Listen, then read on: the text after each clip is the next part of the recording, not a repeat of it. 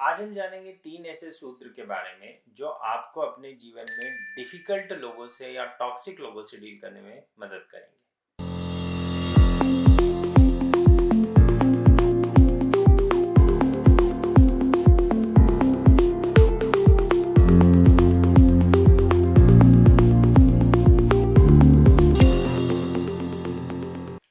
सबसे मुश्किल बात ये होती है जीवन में कि जीवन में जब भी हमारे सामने डिफिकल्ट सिचुएशन आती है उसके साथ में बहुत सारे डिफिकल्ट लोग जुड़े होते हैं, बहुत सारे टॉक्सिक लोग जुड़े होते हैं।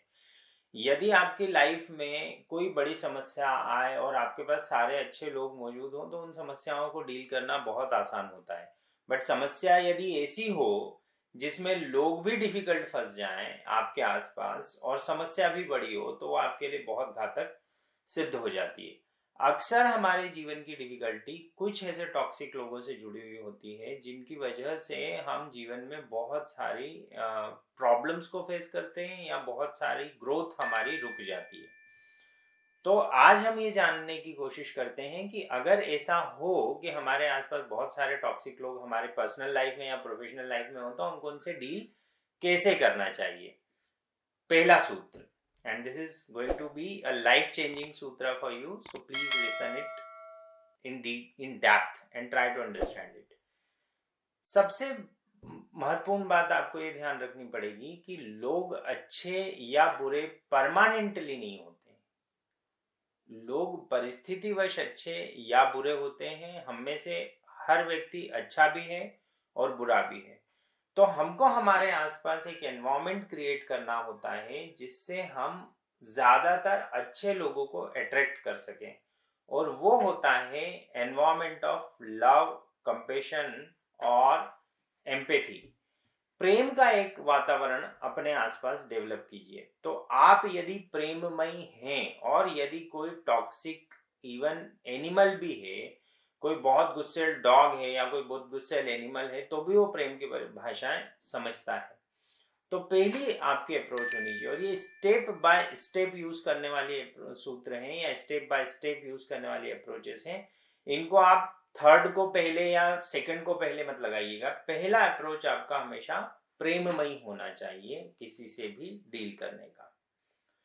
तो जब भी कृष्ण को आपने चाहे शिशुपाल से डील करते देखा, चाहे दुर्योधन से डील करते देखा, चाहे जरासंध से डील करते देखा, आपने देखा कि वो बहुत प्रेममयी अप्रोच में डील किए हैं।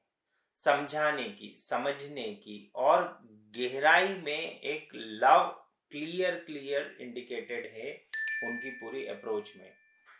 तो ये पहली अप्रोच होती है। यदि आप अपने अंदर अपने लोगों से डील करना चाहते हैं, चाहे अपनी टीम में, चाहे मार्केट में, चाहे बिजनेस में, चाहे पर्सनल लाइफ में, B loving and caring first. This is rule number 1। Rule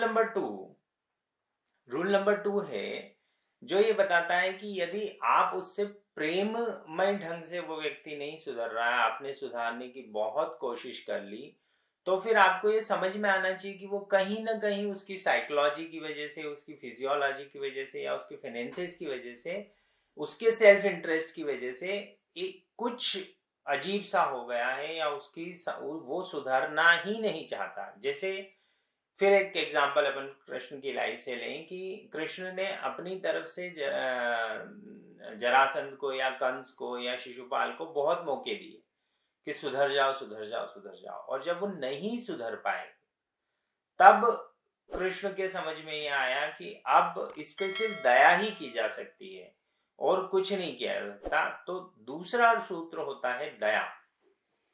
जब आप दयामय हो जाते हैं, जब आप करुणामय हो जाते हैं, तो आप उससे, ये प्रेम की एक दूसरी अभिव्यक्ति है, उससे प्रेम तो अभी भी आप कर रहे हैं पर आप मानते हैं कि अब इसमें तो कुछ सुधार संभव ही नहीं है।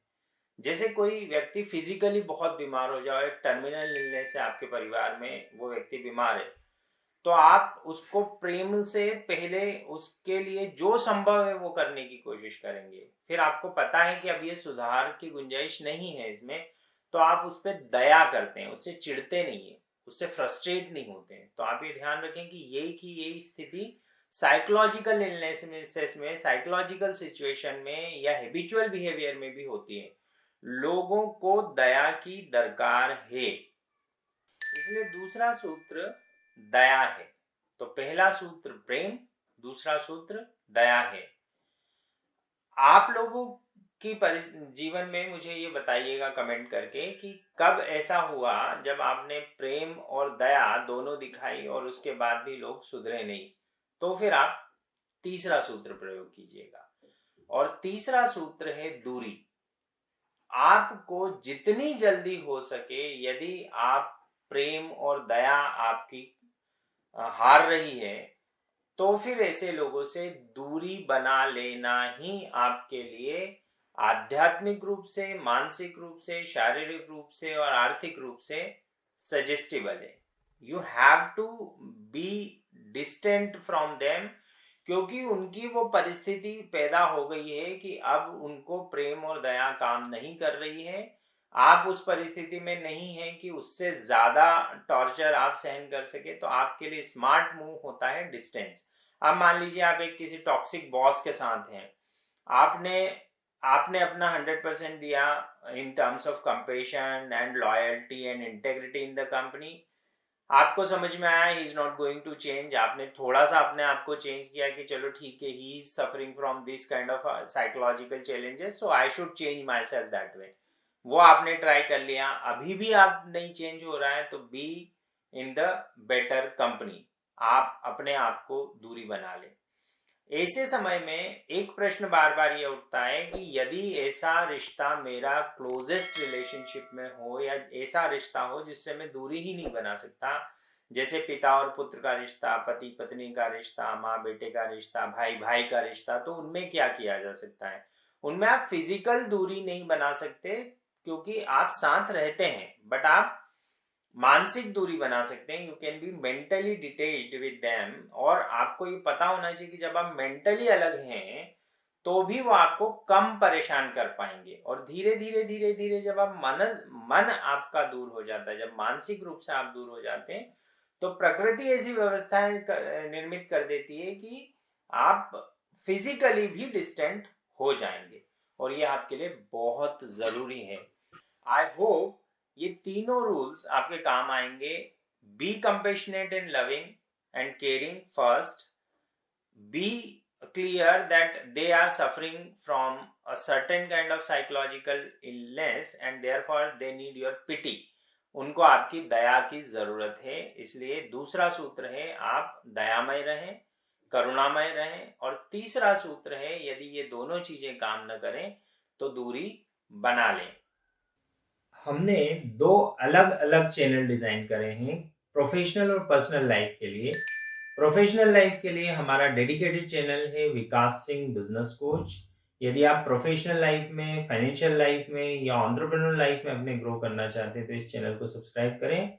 और यदि आप पर्सनल लाइफ के कंटेंट चाहते हैं तो हमारा चैनल कर्मयोग सब्सक्राइब करें। You will get a lot of good content that really helps you lot to grow in your life. Thank you.